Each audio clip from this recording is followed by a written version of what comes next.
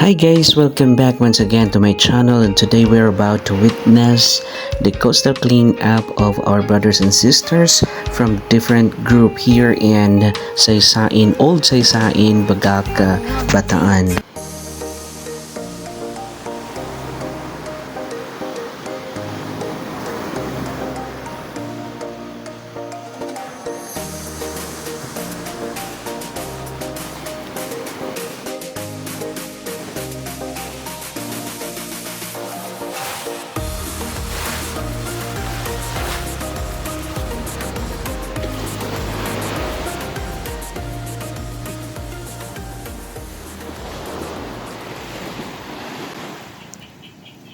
And of course, kabilang na po dito ang ating mga layunin sa pakikilahok sa coastal cleanup drive is yung pag-aalaga sa ating inang kalikasan. And we know that nature, our earth is suffering right now.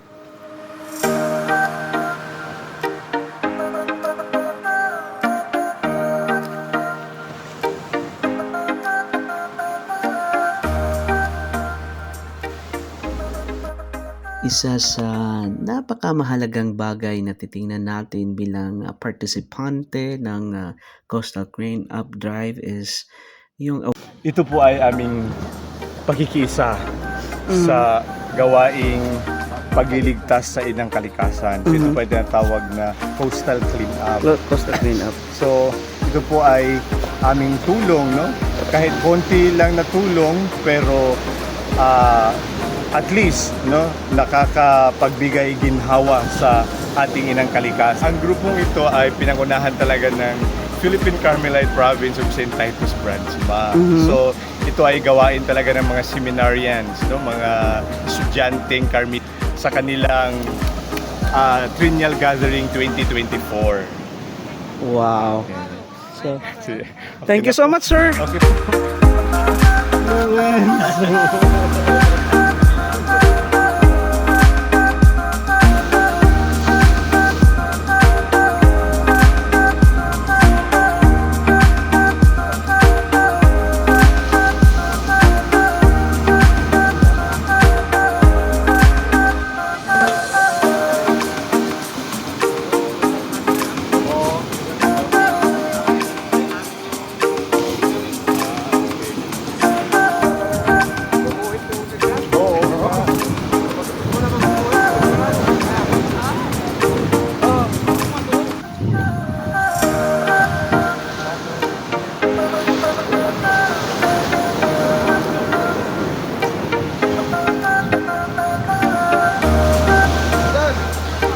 So, nakalinis na.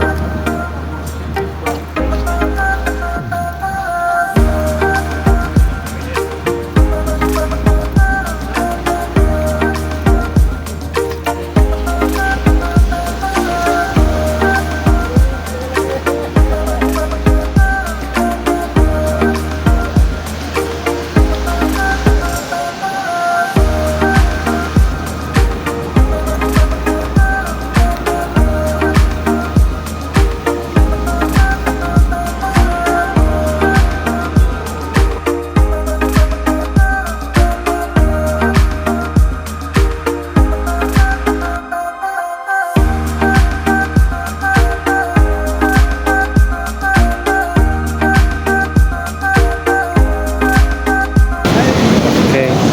So, ito po yung coastal cleanup ay isang napakalaking bagay, no, na tinitake po natin yung may care po tayo sa ating creation, sa ating Mother Earth. So, isa po itong makapuluhang activities ng Carmelite na kung saan ay nagtutulong po tayo na ma-preserve yung natin, yung nature, Kalikasan. yung kalikasan. Ganda po. So,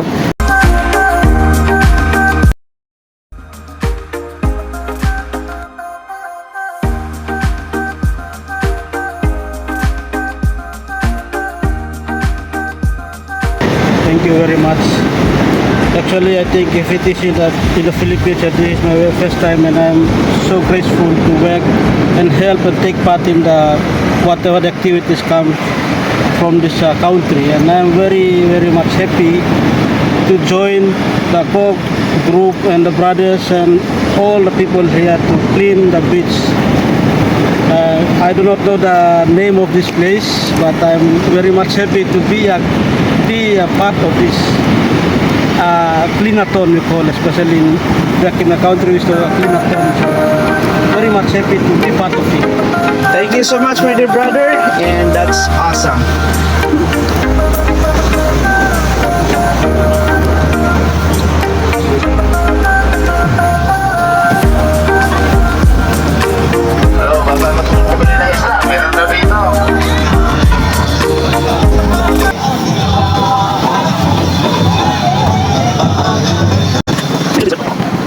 Para po sa dumalo sa ating gawain ngayon.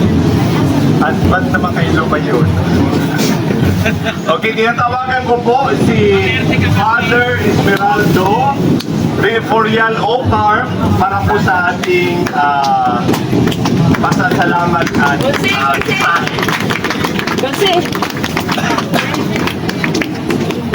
Gandang umaga po sa lahat. Hindi ako na lang ng sakit. Sigurado po tayo, ano? Okay. Kanina, bago tayo nag-umpisa, ay nagpasalamat na si Father Seth. Pasalamat na rin ang ating mga organizers. So, uulitin ko na lang po ang pasasalamat. Diba ang gandang tama? Hindi. So, kung makita natin, iba't ibang mukha, iba't ibang suot, iba't ibang timbang tayo meron. Pero nagkakaisa tayo ngayon para sa adhikain sa kalikasan. Ito ay hindi lamang para sa kalikasan, kundi para na rin sa atin, sa ating kaalaman, sa ating mga pagnanais na magkakaroon ng isang magandang kalikasan at magandang future para sa ating lahat. So, muli, maraming salamat sa lahat.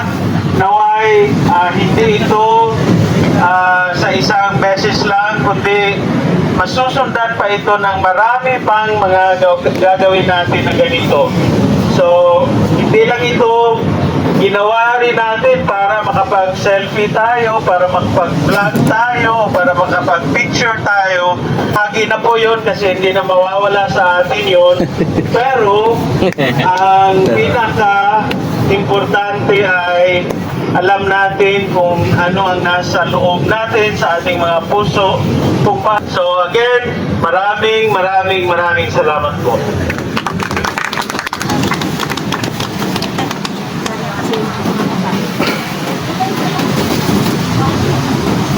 Sa ngalan po ng aming kapitan, Benzo Nazareno, kasama ng aming mga samahan kagawad, aming barangay, kami po ay salamat sa isang lahat. Oh, 360. Sila naman ang ating Permanent Province St. Titus Branch, mga Carmelite Student